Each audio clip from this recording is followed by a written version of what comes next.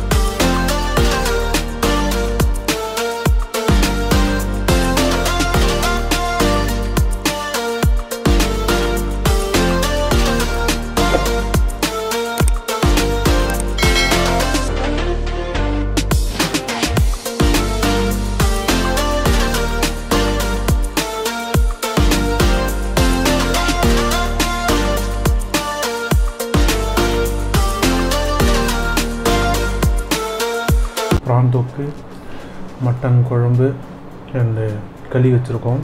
So எங்கள் வீட்டில் இதுதான் ஃபேமஸ்ஸு. சண்டே பார்த்திங்கன்னா இதுதான் எங்கள் அம்மா பண்ணுவாங்க. ப்ரான் தொக்கு பயங்கரமாக இருக்குது பார்க்குறதுக்கு. அண்ட் குழம்பு பாருங்கள், செம்ம திக்காக இருக்குது.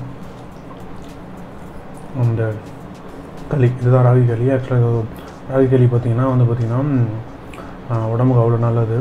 ஸோ இது வந்து நம்ம கறி குழம்புல வந்து பசங்க சாப்பிட்டா இன்னும் பக்காவாக பயங்கரமாக இருக்கும். ஸோ ஒரு வாய் சாப்பிடுவோம் எப்படி இருக்குன்னு சொல்லிட்டு. இங்கே பாருங்க,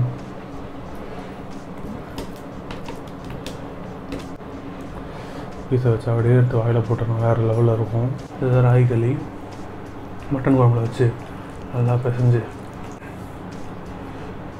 ராகி களி மட்டன் குழம்பு அல்டிமேட்டாக டேஸ்ட்டு. ஆக்சுவலாக வந்து செம்ம திக்காக வைப்பாங்க எங்கள் அம்மா. குழம்பு அல்டிமேட்டாக இருக்கும். இங்கே இருங்க, கொழுப்பு பீஸு பக்காவாக இருக்குது.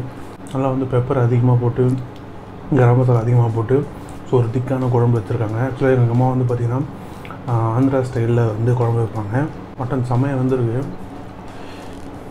பார்த்தாவே தெரியும். மட்டன் வேறு லெவலில் வந்துருக்கு. ராகி களியை பிசைஞ்சு குழம்புல நல்லா இந்த மாதிரி பிசைஞ்சு சாப்பிட்ணும். மட்டன் குழம்புக்கும் ராகி களிக்கும் வேறு லெவலில் இருக்கும், ரெடிமேட்டாக இருக்கும். இது சூப்பரான ஒரு களி. அது மட்டும் இல்லாமல் இந்த களி பார்த்திங்கன்னா வந்து ரொம்ப ஹெல்த்தியான ஒரு உடம்புக்கு பார்த்திங்கன்னா ரொம்ப ஹெல்த்தியான ஒரு ஃபுட்டு. அண்ட் வாரத்துக்கு ஒரு வாட்டி ஜாலியாக வந்து இந்த மாதிரி எங்கள் வீட்டில் பண்ணிவிடுவாங்க. அண்டு இது கருவாட்டு குழம்புனா பண்ணிவிடுவாங்க, மீன் குழம்புனா பண்ணிவிடுவாங்க. அதுக்கப்புறம் இந்த மாதிரி மட்டன் சிக்கன் குழம்புனா பண்ணிவிடுவாங்க. பக்காவாக இருக்குது. அண்ட் இப்போ வந்து ப்ரான் தொக்கு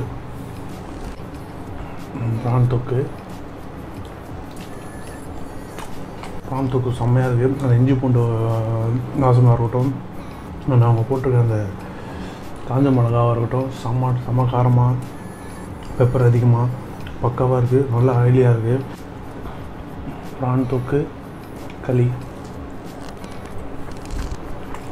களி எடுத்து ப்ரான் தொக்கில் நல்லா பிசைஞ்சு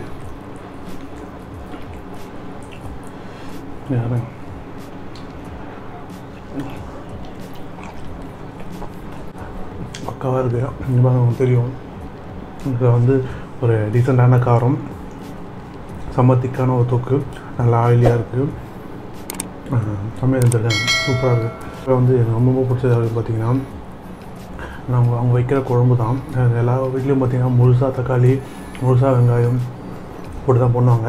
ஆனால் எங்கள் அம்மா திக்காக வர்றதுக்கு என்ன பண்ணுவாங்க, வெங்காயத்தையும் தக்காளியும் வந்து நல்லா வந்து மிக்சியில் அரைச்சிட்டு அதுக்கப்புறம் தான் குழம்பு பண்ணுவாங்க.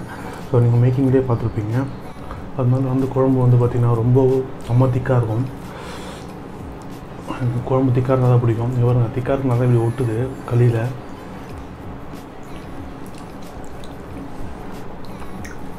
மட்டன் குழம்பு வேறு லெவலில் இருக்குது. அது இந்த களியோடு சாப்பிடும்போது இன்னும் பயங்கரமாக இருக்குது. அந்த அதை போட்டிருக்க பீஸில் வந்து செம்மையாக வெந்திருக்கு. ப்ரான் தொக்கு அல்டிமேட்டு, சூப்பராக இருக்குது.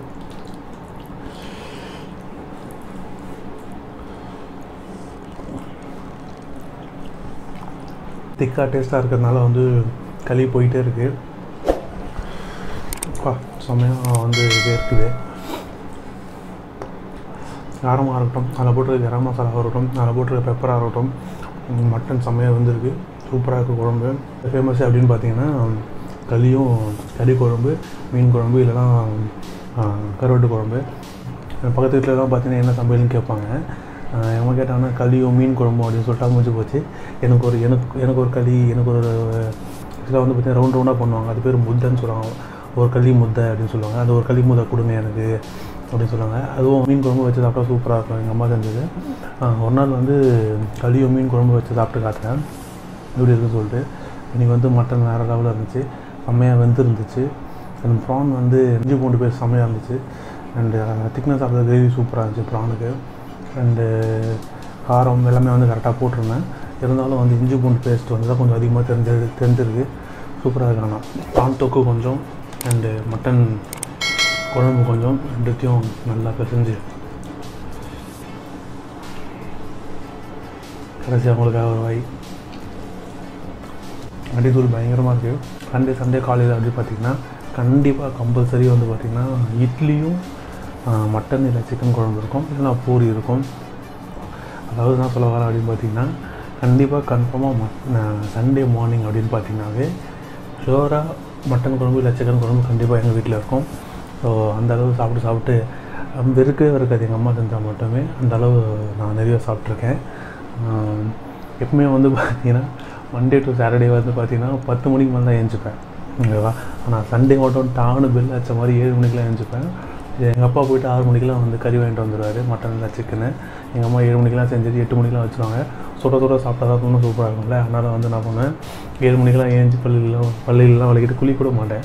பள்ளிகளெலாம் வலிக்கிட்டு சோஃபா வந்து உட்காந்துருவேன். டைனிங் டேபிளில் வந்துடும் மட்டன் குழம்பும், அப்போ அன்றைக்கி என்ன இருக்கிறாங்களோ மட்டன் குழம்பும் இட்லியும். ஃபஸ்ட்டு எடுத்து நான் தான் சாப்பிடுவேன். வாங்கிட்டு வந்தால் கூட சாப்பிட மாட்டார், ஃபஸ்ட்டு தான் நான் தான் சாப்பிடுவேன். ஸோ அதுக்காகவே சண்டே வந்து 7 மணிக்கு தான் எழுந்திரிப்பேன், மற்ற நாள்லாம் 10 மணிக்கு தான் எழுந்திரிப்பேன்.